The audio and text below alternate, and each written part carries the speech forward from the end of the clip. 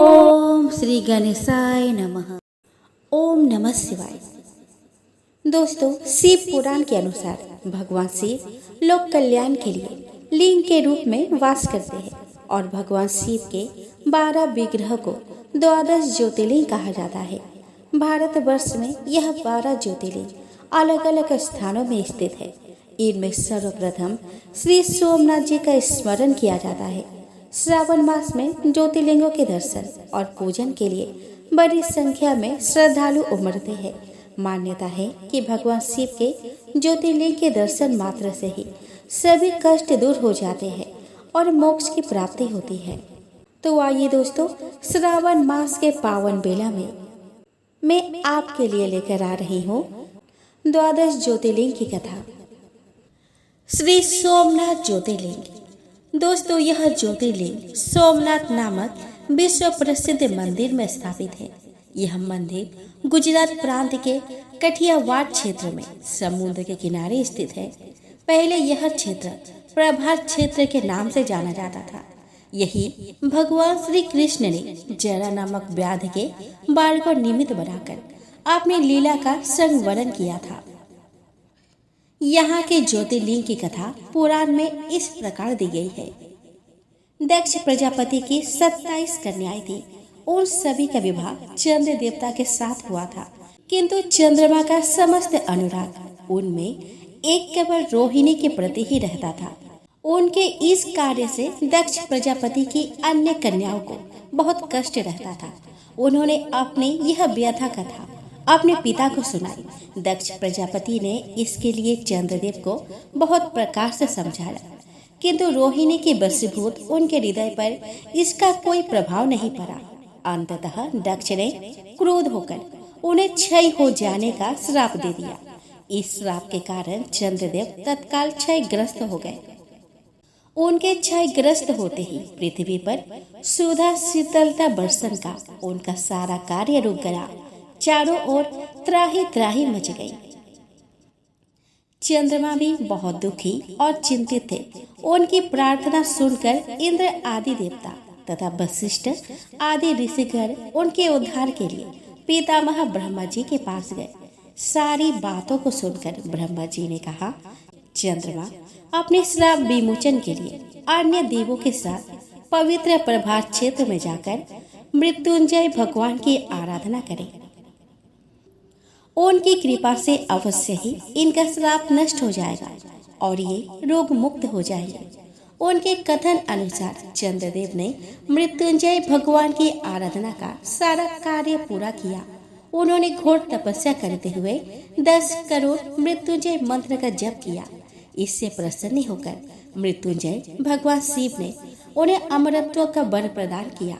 उन्होंने कहा कि चंद्रदेव, तुम शोक ना करो, मेरे वर से तुम्हारा शाप मोचन तो होगा ही, साथ ही साथ प्रजापति दक्ष के वचनों की रक्षा भी हो जाएगी।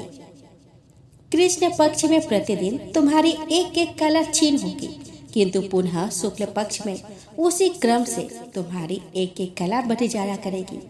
इस प्रकार प्रत्येक पूर्णिमा को तुम्हें पूर्ण चंद्रत्व प्राप्त होता रहेगा। चंद्रमा को मिलने वाली पितामह ब्रह्मा जी की इस वरदान से सारे लोकों के प्राणी प्रसन्न हो उठे। सुधाकर चंद्रदेव पुनः 10 दिशाओं में सुधा वर्षण का कार्य पूर्ववत करने लगे।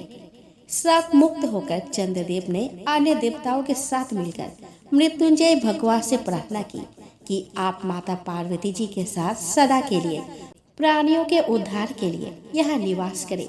भगवान शिव उनकी इस प्रार्थना को स्वीकार करके ज्योतिर्लिंग के रूप में माता पार्वती जी के साथ तभी से वहां रहने लगे। पावन प्रभात क्षेत्र में स्थित इस सोमनाथ ज्योतिर्लिंग की महिमा महाभारत, श्रीमद् भागवत तथा स्कंद पुराण आदि में विस्तार से बताई गई है। चंद्रमा का एक नाम सोम भी है। उन्होंने भगवान शिव को ही अपना नाथ स्वामी मानकर यहाँ तपस्या की थी। अतः इस ज्योतिर्लिंग को सोमनाथ कहा जाता है। इसके दर्शन, पूजन, आराधना से भक्तों के जन्म जन्मांतर के सारे पातक और दुष्कृत्य विनष्ट हो जाते हैं। वे भगवान शिव और माता पार्वती की अक्षय कृपा का पात्र बन जाते हैं। मोक्ष का मार्ग उनके लिए सहज सुलभ हो जाता है। उनके लौकिक परलौकिक सारे कृत्य स्वयं अनायास सफल हो जाते हैं। श्री मल्लिका अर्जुन। दोस्तों, यह ज्योतिर्लिंग आंध्र प्रदेश में कृष्ण नदी के तट पर श्री शैल पर्वत पर स्थित है। इस पर्वत को दक्षिण का कैलाश कहा जाता है। महाभारत, शिव पुराण तथा पद्म पुराण आदि धर्म ग्रंथों में इसकी महिमा और महत्ता का विस्तार से वर्णन किया गया है। पुराणों में इस ज्योतिर्लिंग की कथा इस प्रकार बताई गई है कि एक बार की बात है, भगवान शंकर जी के दोनों पुत्र श्री गणेश और श्री स्वामी कार्तिकेय जी विवाह के लिए परस्पर झगड़ने लगे। प्रत्येक का आग्रह था कि पहले मेरा विवाह किया जाए। उन्हें लड़ते झगड़ते देखकर भगवान शंकर और माँ भवानी ने कहा कि तुम लोगों में से जो पहले पूरी पृथ्वी का चक्कर लगाकर यहाँ वापस लौट आएगा, उसी का विवाह पहले किया जाएगा। माता पिता की यह बात सुनकर श्री स्वामी कार्तिकेय ने तो तुरंत पृथ्वी की प्रदक्षिणा के लिए दौड़ पड़े, लेकिन गणेश जी के लिए तो यह कार्य बड़ा ही कठिन था। एक तो उनकी काया स्थूल थी, दूसरे उनका वाहन भी मूसक चूहा था। भला वे दौड़ में स्वामी कार्तिकेय की समता किस प्रकार कर पाते। लेकिन उनकी काया जितनी स्थूल थी, बुद्धि उसी के अनुपात में सूक्ष्म और तीक्ष्ण थी। उन्होंने अविलंब पृथ्वी की परिक्रमा का एक सुगम उपाय खोज निकाला। सामने बैठे माता पिता का पूजन करने के पश्चात उनके साथ प्रदक्षिणाएं करके उन्होंने पृथ्वी प्रदक्षिणा का कार्य पूरा कर लिया। उनका यह कार्य शास्त्र अनुमोदित था।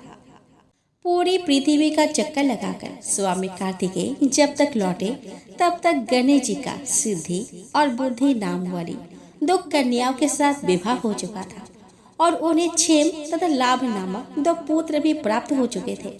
यह सब देखकर स्वामी कार्तिकेय अत्यंत रुष्ट होकर क्रौंच पर्वत पर चले गए। माता पार्वती वहां उन्हें मनाने पहुंची। पीछे शंकर भगवान वहां पहुंचकर ज्योतिर्लिंग के रूप में प्रकट हुए और तब से मल्लिका अर्जुन ज्योतिर्लिंग के नाम से प्रख्यात हुए। उनकी अर्चना सर्वप्रथम मल्लिका पुष्पों से की गई थी। मल्लिका अर्जुन नाम पड़ने का यही कारण है। एक दूसरी कथा यह भी कही जाती है कि इस शैल पर्वत के निकट किसी समय राजा चंद्रगुप्त की राजधानी थी। किसी विपत्ति विशेष के निवारण के लिए उनकी एक कन्या महल से निकलकर इस पर्वत राज के आश्रय में आकर यहाँ के गोपों के साथ रहने लगी। उस कन्या के पास एक बड़ी ही शुभ लक्षणा सुंदर श्यामा गौ थी। उस गौ का दूध रात में कोई चोरी से दूह ले जाता था। एक दिन संयोगवश उस राजकन्या ने चोर को दूध दोहते देख लिया और क्रुद्ध होकर उस चोर की ओर दौड़ी। किंतु गौ के पास पहुंचकर उसने देखा कि वहां शिवलिंग के अतिरिक्त और कुछ नहीं था। राजकुमारी ने कुछ काल पश्चात उस शिवलिंग पर एक विशाल मंदिर का निर्माण करवाया। यही शिवलिंग मल्लिका अर्जुन के नाम से प्रसिद्ध है। शिवरात्रि के पर्व पर यहाँ बहुत बड़ा मेला लगता है। इस मल्लिका अर्जुन शिवलिंग और तीर्थ क्षेत्र की पुराणों में अत्यधिक महिमा बताई गई है। यहाँ आकर शिवलिंग का दर्शन पूजन अर्चन करने वाले भक्तों की सभी सात्विक मनोकामनाएं पूर्ण हो जाती हैं। उनकी भगवान शिव के चरणों में स्थिर प्रीति हो जाती है। दैहिक, दैविक, भौतिक सभी प्रकार की बाधाओं से वे मुक्त हो जाते हैं। भगवान शिव की भक्ति मनुष्य को मोक्ष के मार्ग पर ले जाने वाली है। श्री महाकालेश्वर ज्योतिर्लिंग, यह परम पवित्र ज्योतिर्लिंग मध्य प्रदेश के उज्जैन नगर में है। पुण्य सलीला शिप्रा नदी के तट पर अवस्थित यह उज्जैन प्राचीन काल में उज्जैनी के नाम से विख्यात था। इसे अवंतिका पुरी भी कहते थे। यह भारत की परम पवित्र सप्तपुरियों में से एक है। यह ज्योतिर्लिंग की कथा पुराणों में इस प्रकार बताई गई है। प्राचीन काल में उज्जैनी में राजा चंद्रसेन राज्य करते थे। वह परम शिव भक्त थे। एक दिन श्रीकर नामक एक 5 वर्ष का गोप बालक अपने माँ के साथ उधर से गुजर रहा था। राजा का शिव पूजन देखकर उसे बहुत विस्मय और कौतूहल हुआ। वह स्वयं उसी प्रकार की सामग्रियों से शिव पूजन करने के लिए ललायित हो उठा। सामग्री का साधन न जुट पाने पर लौटते समय उसने रास्ते से एक पत्थर का टुकड़ा उठा लिया। घर आकर उसी पत्थर को वह स्वयं उसी प्रकार की सामग्रियों से शिव पूजन करने के लिए ललायित हो उठा। सामग्री का साधन न जुट पाने पर लौटते समय उसने रास्ते में से एक पत्थर का टुकड़ा उठा लिया। घर आकर उसी पत्थर को शिव रूप में स्थापित कर पुष्प चंदन आदि से परम श्रद्धा पूर्वक उसकी पूजा करने लगा। माता भोजन करने के लिए बुलाने आई, किंतु वह पूजा छोड़कर उठने के लिए किसी प्रकार भी तैयार नहीं हुआ। अंत में माता ने झुठलाकर पत्थर का वह टुकड़ा उठाकर दूर फेंक दिया। इससे बहुत ही दुखी होकर वह बालक जोर जोर से भगवान शिव को पुकारता हुआ रोने लगा। रोते रोते अंत में बेहोश होकर वह वहीं गिर पड़ा। बालक की अपने प्रति यह भक्ति और प्रेम देखकर आशुतोष भगवान शिव अत्यंत प्रसन्न हो गए। बालक ने ज्यों ही होश में आकर अपने नेत्र खोले तो उसने देखा कि उसके सामने एक बहुत ही भव्य और अति विशाल स्वर्ण और रत्नों से बना हुआ मंदिर खड़ा है। उस मंदिर के भीतर एक बहुत ही प्रकाशपूर्ण भास्वर तेजस्वी ज्योतिर्लिंग खड़ा है। बच्चा प्रसन्नता और आनंद से विभोर होकर भगवान शिव की स्तुति करने लगा। माता को जब यह समाचार मिला तब दौड़कर उसने अपने प्यारे लल्ला को गले से लगा लिया। पीछे राजा चंद्रसेन ने भी वहां पहुंचकर उस बच्चे की भक्ति और सिद्धि की बड़ी सराहना की। धीरे धीरे वहां बड़ी भीड़ जुट गई। इतने में उस स्थान पर हनुमान जी प्रकट हो गए। उन्होंने कहा कि मनुष्य भगवान शंकर शीघ्र फल देने वाले देवताओं में सर्वप्रथम है। इस बालक की भक्ति से प्रसन्न होकर उन्होंने इसे ऐसा फल प्रदान किया है जो बड़े बड़े ऋषि मुनि करोड़ों जन्मों की तपस्या से भी प्राप्त नहीं कर पाते। इस गोप बालक की 8वीं पीढ़ी में धर्मात्मा नंद गोप का जन्म होगा। द्वापर युग में भगवान विष्णु कृष्ण अवतार लेकर उनके यहाँ तरह तरह की लीलाएं करेंगे। हनुमान जी इतना कहकर अंतर्ध्यान हो गए। इस स्थान पर नियम से भगवान शिव की आराधना करते हुए अंत में श्रीकर गोप और राजा चंद्रसेन शिव धाम को चले गए। इस ज्योतिर्लिंग के विषय में एक दूसरी कथा इस प्रकार कही जाती है कि किसी समय अवंतिकापुरी में वेद पाठी तपोनिष्ठ एक अत्यंत तेजस्वी ब्राह्मण रहते थे। एक दिन दूषण नामक एक अत्याचारी असुर उनकी तपस्या में विघ्न डालने के लिए वहां पर आया। ब्रह्मा जी के वश से वह बहुत शक्तिशाली हो गया था। उसके अत्याचारों से चारों ओर त्राही त्राही मची हुई थी। ब्राह्मण को कष्ट में पड़ा देखकर प्राणी मात्र का कल्याण करने वाले भगवान शंकर वहां प्रकट हो गए। उन्होंने एक हुंकार मात्र से इस दारुण अत्याचारी दानव को वही जलाकर भस्म कर दिया। भगवान वहां हुंकार सहित प्रकट हुए, इसीलिए उनका नाम महाकाल पड़ गया। इसीलिए इस परम पवित्र ज्योतिर्लिंग को महाकालेश्वर नाम से जाना जाता है। महाभारत, शिव पुराण और स्कंद पुराण में इस ज्योतिर्लिंग की महिमा का पूरे विस्तार के साथ वर्णन किया गया है। श्री ओमकारेश्वर, श्री अमलेश्वर ज्योतिर्लिंग। यह ज्योतिर्लिंग मध्य प्रदेश में पवित्र नर्मदा नदी के तट पर अवस्थित है। इस स्थान पर नर्मदा के 2 धाराएं में विभक्त हो जाने से बीच में एक टापू सा बन गया है। इस टापू को मंधाता पर्वत या शिवपुरी कहते हैं। नदी की एक धारा इस पर्वत के उत्तर और दूसरी दक्षिण की ओर बहती है। दक्षिण वाली धारा ही मुख्य धारा मानी जाती है। इसी मंधाता पर्वत पर श्री ओमकारेश्वर ज्योतिर्लिंग का मंदिर स्थित है। पूर्व काल में महाराज मंधाता ने इसी पर्वत पर अपने तपस्या से भगवान शिव को प्रसन्न किया था। इसी से इस पर्वत को मंधाता पर्वत कहा जाने लगा। इस ज्योतिर्लिंग मंदिर के भीतर 2 कोठरियों से होकर जाना पड़ता है। भीतर अंधेरा रहने के कारण यह निरंतर प्रकाश जलता रहता है। ओमकारेश्वर लिंग मनुष्य निर्मित नहीं है, स्वयं प्रकृति ने इसका निर्माण किया है। इसके चारों ओर हमेशा जल भरा रहता है। संपूर्ण मंधाता पर्वत भगवान शिव का रूप माना जाता है। इसी कारण इसे शिवपुरी भी कहते हैं। लोग भक्ति पूर्वक इसकी परिक्रमा करते हैं। कार्तिक की पूर्णिमा के दिन यहाँ बहुत भारी मेला लगता है। यहाँ लोग भगवान शिव को चने की दाल चढ़ाते हैं। रात्रि की शयन आरती का कार्यक्रम बड़ी भव्यता के साथ होता है। तीर्थ यात्रियों को इसके दर्शन अवश्य करने चाहिए। इस ओमकारेश्वर ज्योतिर्लिंग के दो स्वरूप है। एक को अमलेश्वर नाम से जाना जाता है। यह नर्मदा के दक्षिण तट पर ओमकारेश्वर से थोड़ी दूर हटकर है। पृथक होते हुए भी दोनों की गणना एक में ही होती है। लिंग के दो स्वरूप होने की कथा पुराण में इस प्रकार दी गई है कि एक बार विंध्य पर्वत ने पार्थिव अर्चना के साथ भगवान शिव की 6 मास तक कठिन उपासना की। उनके इस उपासना से प्रसन्न होकर भूत भावन शंकर जी वहाँ प्रकट हुए।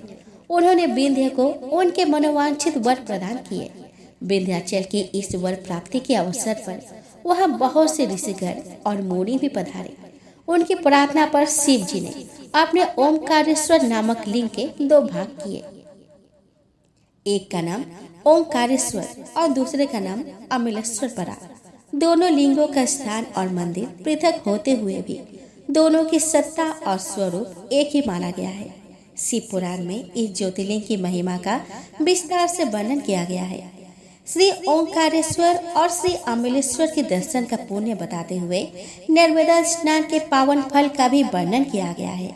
प्रत्येक मनुष्य को इस क्षेत्र की यात्रा अवश्य ही करनी चाहिए।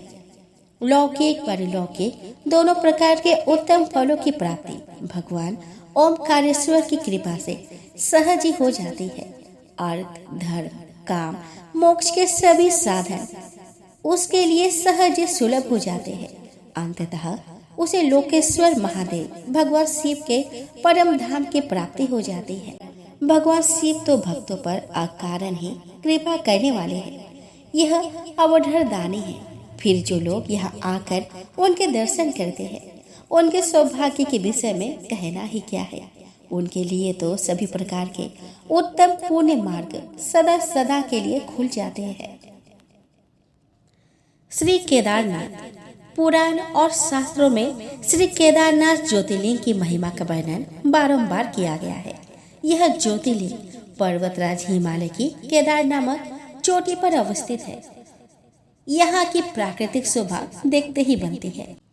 इस चोटी के पश्चिम भाग में पुण्यमती मंदाकिनी नदी के तट पर स्थित केदारेश्वर महादेव का मंदिर अपने स्वरूप से ही हमें धर्म और अध्यात्म की ओर बढ़ने का संदेश देता है।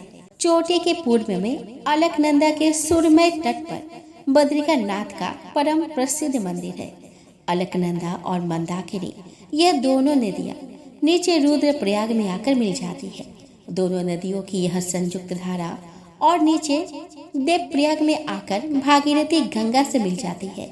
इस प्रकार परम पावन गंगा जी में स्नान करने वालों की भी श्री कादरेश्वर और बद्रीनाथ के चरणों को धोने वाली जल का स्पर्श सुलभ हो जाता है। इस अति पवित्र पुण्य फलदायी ज्योतिर्लिंग की स्थापना के विषय में पुराणों में यह कथा दी गई है।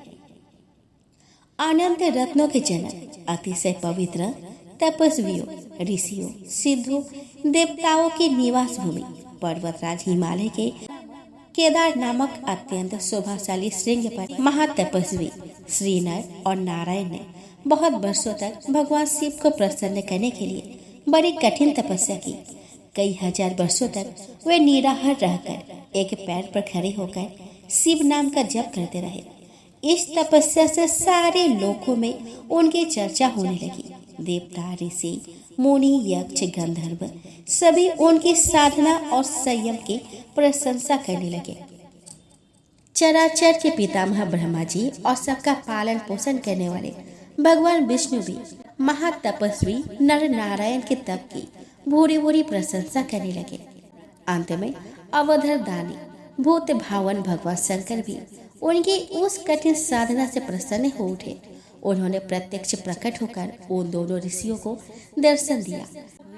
नर और नारायण ने भगवान भोलेनाथ के दर्शन से भाव विभोर और आनंद विभोर होकर बहुत प्रकार की पवित्र स्तुतियां और मंत्रों से उनकी पूजा अर्चना की। भगवान शिव जी ने अत्यंत प्रसन्न होकर उनसे वर मांगने को कहा। भगवान शिव की यह बात सुनकर उन दोनों ऋषियों ने उनसे कहा कि देव आदिदेव महादेव, यदि आप हम पर प्रसन्न हैं तो भक्तों के कल्याण हेतु आप सदा सर्वदा के लिए अपने स्वरूप को यहाँ स्थापित करने की कृपा करें। आपके यहाँ निवास करने से यह स्थान सभी प्रकार से अत्यंत पवित्र हो उठेगा। यहाँ आकर आपका दर्शन पूजन करने वाले मनुष्य को आपकी अविनाशी भक्ति प्राप्त हुआ करेगी। प्रभु, आप मनुष्य के कल्याण और उनके उद्धार के लिए अपने स्वरूप को यह स्थापित करने की हमारी प्रार्थना अवश्य स्वीकार करें। उनकी प्रार्थना सुनकर भगवान शिव ने ज्योतिर्लिंग के रूप में वह वास करना स्वीकार कर लिया। केदार नामक हिमालय श्रृंग पर उपस्थित होने के कारण इस ज्योतिर्लिंग को श्री केदारेश्वर ज्योतिर्लिंग के रूप से जाना जाने लगा। भगवान शिव से वर मांगते हुए नर और नारायण ने इस ज्योतिर्लिंग और इस पवित्र स्थान के विषय में जो कुछ कहा है वह अक्षरशः सत्य है। यह ज्योतिर्लिंग के दर्शन पूजन तथा यहाँ स्नान करने से भक्तों को लौकिक फलों की प्राप्ति होने के साथ साथ अचल शिव भक्ति तथा मोक्ष की प्राप्ति भी हो जाती है। श्री भीमेश्वर, यह ज्योतिर्लिंग गुवाहाटी के पास ब्रह्मपुर पहाड़ी पर अवस्थित है। इस ज्योतिर्लिंग की स्थापना के विषय में शिव पुराणों में यह कथा दी गई है। प्राचीन काल में भीम नामक एक महाप्रतापी राक्षस था। वह कामपुर प्रदेश में अपने माँ के साथ रहता था। वह महाबली राक्षस राज रावण के छोटे भाई कुंभकर्ण का पुत्र था, लेकिन उसने अपने पिता को कभी नहीं देखा था। उसके होश संभालने के पूर्व ही भगवान राम के द्वारा कुंभकर्ण का वध कर दिया गया था। जब वह युवा अवस्था को प्राप्त हुआ तो उसके माता ने उससे सारी बातें बताई। भगवान विष्णु के अवतार श्री रामचंद्र जी के द्वारा अपने पिता के वध की बात सुनकर वह महाबली राक्षस अत्यंत संतप्त और क्रुद्ध हो उठा। अब वह निरंतर भगवान श्री हरि के वध का उपाय सोचने लगा। उसने अपनी अभीष्ट की प्राप्ति के लिए 1000 वर्ष तक कठिन तपस्या की। उसके तपस्या से प्रसन्न होकर ब्रह्मा जी ने उसे लोक विजय होने का वर दे दिया। अब तो वह राक्षस ब्रह्मा जी के उस वर के प्रभाव से सारे प्राणियों को पीड़ित करने लगा। उसने देवलोक पर आक्रमण करके इंद्र आदि सारे देवताओं को वहां से बाहर निकाल दिया। पूरे देवलोक पर अब भीम का अधिकार हो गया। इसके बाद उसने भगवान श्री हरि को युद्ध में परास्त किया। श्री हरि को पराजित करने के पश्चात उसने कामरूप के परम शिव भक्त राजा सुदक्षिण पर आक्रमण करके उन्हें मंत्रियों अनुचरों सहित बंदी बना लिया। इस प्रकार धीरे धीरे उसने सारे लोकों पर अपना अधिकार जमा लिया। उसके अत्याचार से वेदों, पुराणों, शास्त्रों और स्मृतियों का सर्वत्र एकदम लोप हो गया। वह किसी को कोई धार्मिक कृत्य नहीं करने देता था। इस प्रकार यज्ञ, दान, तप, स्वाध्याय आदि के सारे काम एकदम रुक गए। उसके अत्याचार की भीषणता से घबराकर ऋषि मुनि और देवगण भगवान शिव के शरण में गए और उनसे अपना तथा अन्य सारे प्राणियों का दुख कहा। उनकी यह प्रार्थना सुनकर भगवान शिव ने कहा कि मैं शीघ्र ही उस अत्याचारी राक्षस का संहार करूंगा। उसने मेरे प्रिय भक्त कामरूप नरेश सुदक्षिणा को भी सेवकों सहित बंदी बना लिया है। वह अत्याचारी असुर अब और अधिक जीवित रहने का अधिकारी नहीं रह गया है। भगवान शिव से यह आश्वासन पाकर ऋषि मुनि और देवगण अपने अपने स्थान को वापस लौट गए। इधर राक्षस भीम के बंदी गृह में पड़े हुए राजा सुदक्षिण ने भगवान शिव का ध्यान किया। वे अपने सामने पार्थिव शिवलिंग रखकर अर्चना कर रहे थे। उन्हें ऐसा करते देख क्रोधोन्मत्त होकर राक्षस भीम ने अपने तलवार से उस पार्थिव शिवलिंग पर प्रहार किया, किंतु उसके तलवार का स्पर्श उस लिंग से भी नहीं हो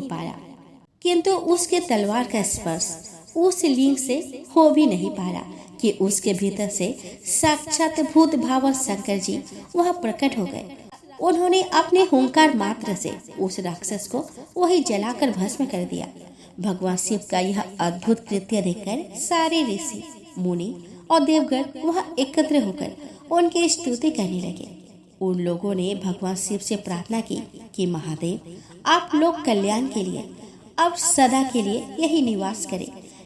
यह क्षेत्र शास्त्रों में अपवित्र बताया गया है। आपके निवास से यह परम पवित्र पुण्य क्षेत्र बन जाएगा।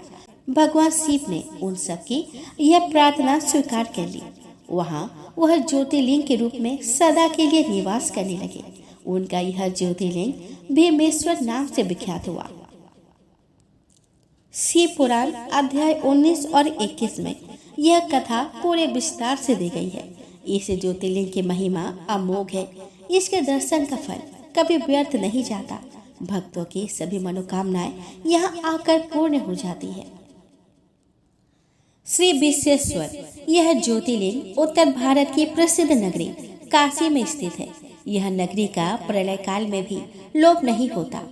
उस समय भगवान अपने वासभूमि इस पवित्र नगरी को अपने त्रिशूल पर धारण कर लेते हैं और सृष्टि काल आने पर पुनः यथास्थान रख देते हैं। सृष्टि की आदि स्थली भी इस नगरी को बताया जाता है। भगवान विष्णु ने इसी स्थान पर सृष्टि कामना से तपस्या करके भगवान शंकर जी को प्रसन्न किया था। अगस्त्य मुनि ने भी इसी स्थान पर अपनी तपस्या द्वारा भगवान शिव को संतुष्ट किया था।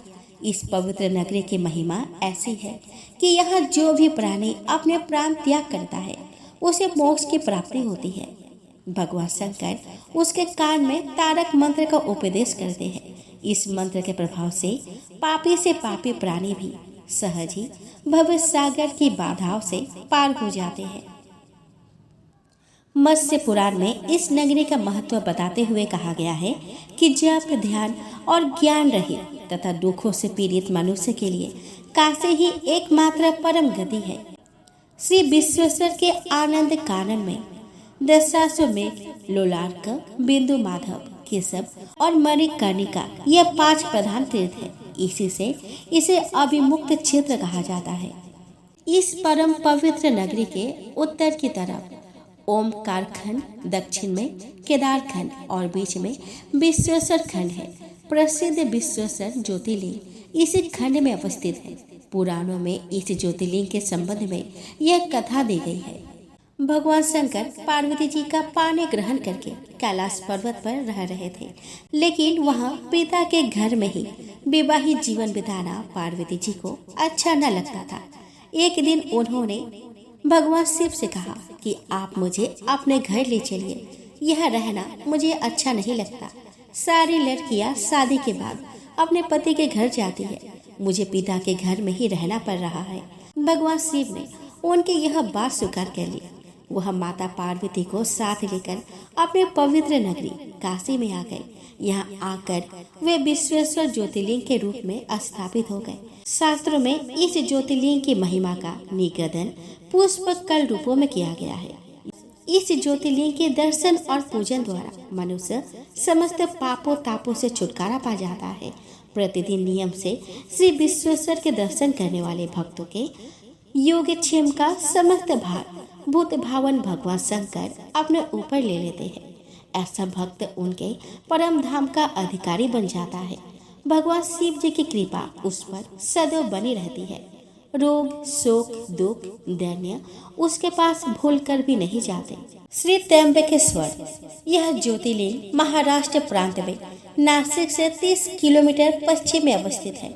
यह ज्योतिर्लिंग की स्थापना के विषय में शिव पुराण में यह कथा दी गई है कि एक बार महर्षि गौतम के तपोवन में रहने वाले ब्राह्मणों की पत्नियां किसी बात पर उनकी पत्नी अहल्या से नाराज हो गई। उन्होंने अपने पतियों को ऋषि गौतम का अपकार करने के लिए प्रेरित किया। उस ब्राह्मणों ने इसके निमित्त भगवान श्री गणेश जी की आराधना की। उनकी आराधना से प्रसन्न हो गणेश जी ने प्रकट होकर उनसे वर मांगने को कहा। उन ब्राह्मणों ने कहा कि प्रभु, यदि आप हम पर प्रसन्न हैं तो किसी प्रकार ऋषि गौतम को इस आश्रम से बाहर निकाल दें। उनके यह बात सुनकर गणेश जी ने उन्हें ऐसा वर न मांगने के लिए समझाया, किंतु वे अपने आग्रह पर अटल रहे। अंततः गणेश जी को विवश होकर उनकी बात माननी पड़ी। अपने भक्तों का मन रखने के लिए वे एक दुर्बल गाय का रूप धारण करके ऋषि गौतम के खेत में जाकर चरने लगे। गाय को फसल चरते देख ऋषि बड़ी नरमी के साथ हाथ में तृण लेकर उसे हाँकने के लिए लग गए। उन तृणों का स्पर्श होते ही वह गाय वहीं मर कर गिर पड़ी। अब तो बड़ा हाहाकार मचा। सारे ब्राह्मण एकत्र हो गो हत्या कहकर ऋषि गौतम की भूरी भूरी भर्त्सना करने लगे। ऋषि गौतम इस घटना से बहुत आश्चर्यचकित और दुखी थे। अब उन सारे ब्राह्मणों ने उनसे कहा कि तुम्हें यह आश्रम छोड़कर अन्यत्र कहीं दूर चले जाना चाहिए। गो हत्यारे के निकट रहने से हमें भी पाप लगेगा। विवश होकर ऋषि गौतम अपने पत्नी अहल्या के साथ वहां से एक कोस दूर जाकर रहने लगे, किंतु उन ब्राह्मणों ने वहां भी उनका रहना दूभर कर दिया। वे कहने लगे कि गो हत्या के कारण तुम्हें अब वेद पाठ और यज्ञ आदि कार्य करने का कोई अधिकार नहीं रह गया है। अत्यंत कातर भाव से ऋषि गौतम ने उन ब्राह्मणों से प्रार्थना की कि आप लोग मेरे प्रायश्चित और उद्धार का कोई उपाय बतावे। तब उन्होंने कहा कि गौतम, तुम अपने पापों को सर्वत्र सबको बताते हुए 3 बार पूरी पृथ्वी का परिक्रमा करो, फिर लौटकर वहाँ 1 महीने तक व्रत करो। इसके बाद ब्रह्मगिरी का 101 परिक्रमा करने के बाद तुम्हारी शुद्धि होगी। अथवा यह गंगा जी को लाकर उनके जल से स्नान करके 1 करोड़ पार्थिव शिवलिंग से शिव जी की आराधना करो। इसके बाद पुनः गंगा जी में स्नान करके इस ब्रह्मगिरी का 11 बार परिक्रमा करो। फिर 100 घरों के पवित्र जल से पार्थिव शिवलिंग को स्नान कराने से तुम्हारा उद्धार होगा। ब्राह्मणों के कथन अनुसार महर्षि गौतम वे सारे कृत्य पूरे करके पत्नी के साथ पूर्णतः तल्लीन होकर भगवान शिव की आराधना करने लगे। इससे प्रसन्न होकर भगवान शिव ने प्रकट होकर उनसे वर मांगने को कहा। महर्षि गौतम ने उनसे कहा कि भगवान, मैं यही चाहता हूँ कि आप मुझे गौ हत्या के पाप से मुक्त कर दें। भगवान शिव ने कहा कि गौतम, तुम सदैव सर्वथा निष्पाप हो। गौ हत्या तुम्हें छल पूर्वक लगाई गई थी। छल पूर्वक ऐसा करवाने वाला तुम्हारे आश्रम के ब्राह्मणों को मैं दंड देना चाहता हूँ। गौतम ने कहा कि प्रभु, उन्हीं के निमित्त से तो मुझे आपका दर्शन प्राप्त हुआ है।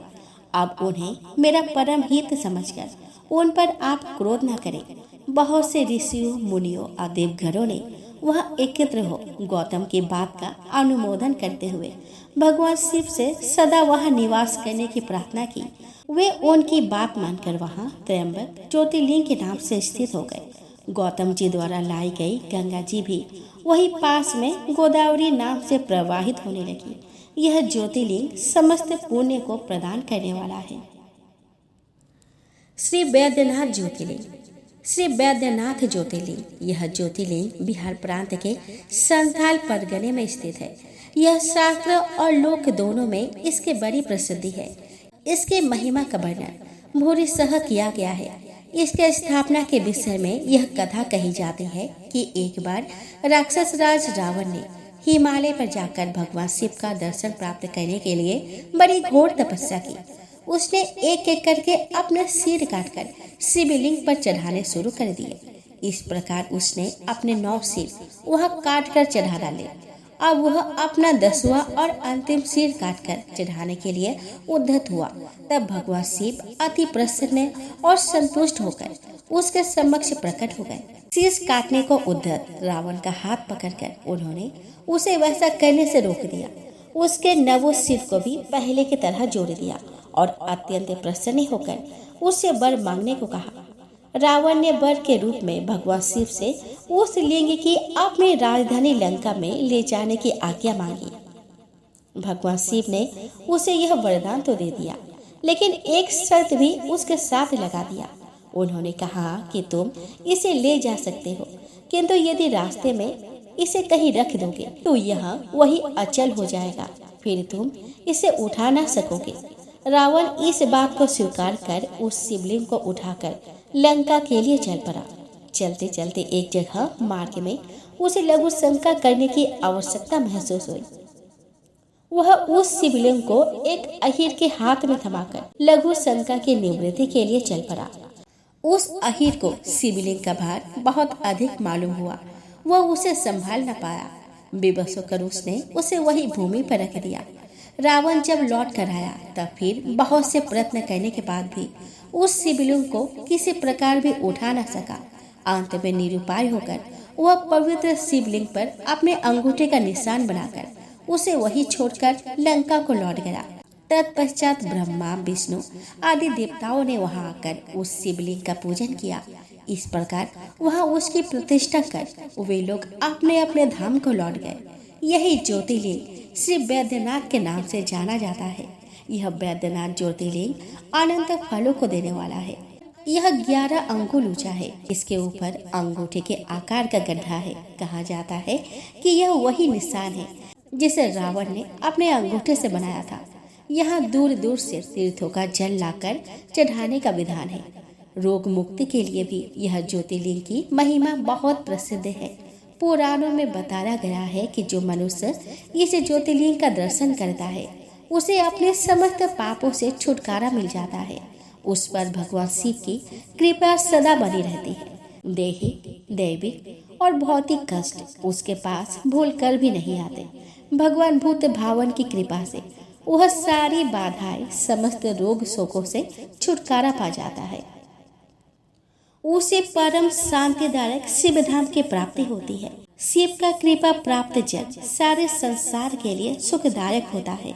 उसके सारे कृत्य भगवान शिव को समर्पित करके किए जाते हैं। सारे संसार में उसे भगवान शिव के ही दर्शन होते हैं। सारे प्राणियों के प्रति उसमें ममता और दया का भाव होता है।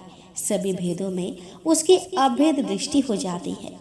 किसी भी प्राणी के प्रति उसमें ईर्ष्या, द्वेष, बैर, घृणा, क्रोध का अभाव हो जाता है।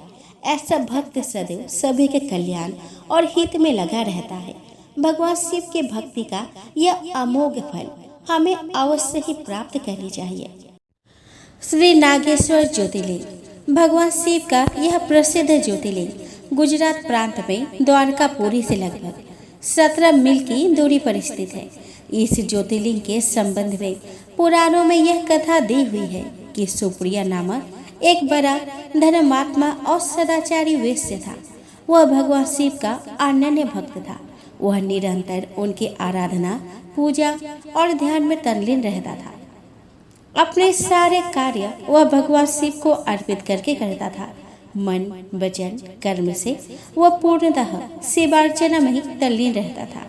उसकी इस सी भक्ति से दारुक नामक एक राक्षस बहुत क्रोध रहता था। उसे भगवान शिव की यह पूजा किसी प्रकार भी अच्छी नहीं लगती थी। वह निरंतर इस बात का प्रयत्न किया करता था कि उस सुप्रिया की पूजा अर्चना में विघ्न पहुंचे। एक बार सुप्रिया नौका पर सवार होकर कहीं जा रहा था। उस दुष्ट राक्षस दारुक ने यह उपयुक्त अवसर देखकर उस नौका पर आक्रमण कर दिया। उसने नौका में सवार सभी यात्रियों को पकड़कर अपने राजधानी में ले जाकर कैद कर दिया। सुप्रिया कारागार में भी अपने नियत नियम के अनुसार भगवान शिव की पूजा आराधना करने लगा। अन्य बंदी यात्रियों को भी वह शिव भक्ति की प्रेरणा देने लगा। दारुक ने जब अपने सेवकों से सुप्रिया के विषय में यह समाचार सुना, तब वह अत्यंत क्रुद्ध होकर उस कारागार में आ पहुंचा। सुप्रिया उस समय भगवान शिव के चरणों में ध्यान लगाए हुए दोनों आंखें बंद किए बैठा था। उस राक्षस ने उसकी यह मुद्रा देखकर अत्यंत भीषण स्वर में उसे डांटते हुए कहा कि अरे दुष्ट, तू आंखें बंद करके इस समय यहाँ कौन से उपद्रव और षड्यंत्र करने की बातें सोच रहा है। उसके यह कहने पर भी धर्मात्मा शिव भक्त सुप्रिया की समाधि भंग नहीं हुई। अब तो वह दारुण नामक महाभयानक राक्षस क्रोध से एकदम बावला हो उठा। उसने तत्काल अपने अनुचर राक्षसों को सुप्रिया वैश्य तथा अन्य सभी बंदियों को मार डालने का आदेश दे दिया। सुप्रिया उसके इस आदेश से जरा भी विचलित और भयभीत नहीं हुआ। वह एक निष्ठ भाव और एकाग्र मन से अपनी और अन्य बंदियों की मुक्ति के लिए भगवान शिव को पुकारने लगा। उसे यह पूर्ण विश्वास था कि मेरा आराध्य भगवान शिव जी इस विपत्ति से मुझे अवश्य ही छुटकारा दिलाएंगे। उसकी प्रार्थना सुनकर भगवान शंकर जी तत्क्षण उस कारागार में एक ऊंचे स्थान में एक चमकते हुए सिंहासन पर स्थित होकर ज्योतिर्लिंग के रूप में प्रकट हो गए। उन्होंने इस प्रकार सुप्रिया को दर्शन देकर उसे अपना पाशुपत अस्त्र भी प्रदान किया। उस अस्त्र से राक्षस दारुक तथा उसके सहायकों का वध करके सुप्रिया शिवधाम को चला गया। भगवान शिव के आदेश अनुसार ही इस ज्योतिर्लिंग का नाम नागेश्वर पड़ा। इस पवित्र ज्योतिर्लिंग के दर्शन की शास्त्रों में बड़ी महिमा बताई गई है। कहा गया है कि जो श्रद्धा पूर्वक इसकी उत्पत्ति और महात्मा की कथा सुनेगा, वह सारे पापों से छुटकारा पाकर समस्त सुखों का भोग करता हुआ अंत में भगवान शिव के परम पवित्र दिव्य धाम को प्राप्त होगा। श्री सेतुबंध रामेश्वर। इस ज्योतिर्लिंग की स्थापना मर्यादा पुरुषोत्तम भगवान श्री रामचंद्र जी ने की थी। इसके विषय में यह कथा कही जाती है कि जब भगवान श्री रामचंद्र जी लंका पर चढ़ाई करने के लिए जा रहे थे, तब इसी स्थान पर उन्होंने समुद्र तट की बालुका से शिवलिंग बनाकर उसका पूजन किया था। ऐसा भी कहा जाता है कि इस स्थान पर ठहरकर भगवान राम जल पी रहे थे कि आकाशवाणी हुई कि मेरी पूजा किए बिना ही जल पीते हो। इस वाणी को सुनकर भगवान श्री राम ने बालुका से शिवलिंग बनाकर उसकी पूजा की तथा भगवान शिव से रावण पर विजय प्राप्त करने का वर मांगा। उन्होंने प्रसन्नता के साथ यह वर भगवान श्री राम को दे दिया। भगवान शिव ने लोक कल्याण के लिए ज्योतिर्लिंग के रूप में यहाँ निवास करने की सबकी प्रार्थना भी स्वीकार कर ली। तभी से यह ज्योतिर्लिंग यहाँ विराजमान है। यह ज्योतिर्लिंग के विषय में एक दूसरी कथा इस प्रकार कही जाती है कि जब भगवान श्री राम रावण का वध करके लौट रहे थे, तो उन्होंने अपना पहला पड़ाव समुद्र के इस पार गंधमादन पर्वत पर डाला था। वहाँ बहुत से ऋषि और मुनिगण उनके दर्शन के लिए उनके पास आए थे। उन सभी का आदर सत्कार करते हुए भगवान राम ने उनसे कहा कि पुलिस सत्य के वंश रावण का वध करने के कारण मुझ पर ब्रह्म हत्या का पाप लग गया है। आप लोग मुझे इससे निवृत्ति का कोई उपाय बताइए। यह बात सुनकर वहां उपस्थित सारे ऋषियों मुनियों ने एक स्वर से कहा कि आप यहाँ शिवलिंग की स्थापना कीजिए, इससे आप ब्रह्म हत्या के पाप से छुटकारा पा जाएंगे। भगवान श्री राम ने उनकी यह बात स्वीकार कर हनुमान जी को कैलाश पर्वत पर जाकर वहां से शिवलिंग लाने का आदेश दिया। हनुमान जी तत्काल ही वहां पहुंचे, किंतु उन्हें उस समय वहां भगवान शिव के दर्शन नहीं हुए। अतः वे उनका दर्शन प्राप्त करने के लिए वहीं बैठकर तपस्या करने लगे। कुछ काल पश्चात शिव जी के दर्शन प्राप्त करके हनुमान जी शिवलिंग लेकर लौटे, किंतु तब तक शुभ मुहूर्त बीत जाने की आशंका से वहां सीता जी द्वारा लिंग स्थापना कराया जा चुका था। हनुमान जी को यह सब देखकर बहुत दुख हुआ। उन्होंने अपनी व्यथा भगवान श्री राम से कहा सुनाई। भगवान ने पहले ही लिंग स्थापित किए जाने का कारण हनुमान जी को बताते हुए कहा कि यदि तुम चाहो तो इस लिंग को यहाँ से उखाड़ कर हटा दो। हनुमान जी अत्यंत प्रसन्न होकर उस लिंग को उखाड़ने लगे, किंतु बहुत प्रयत्न करने पर भी वह टस से मस नहीं हुआ।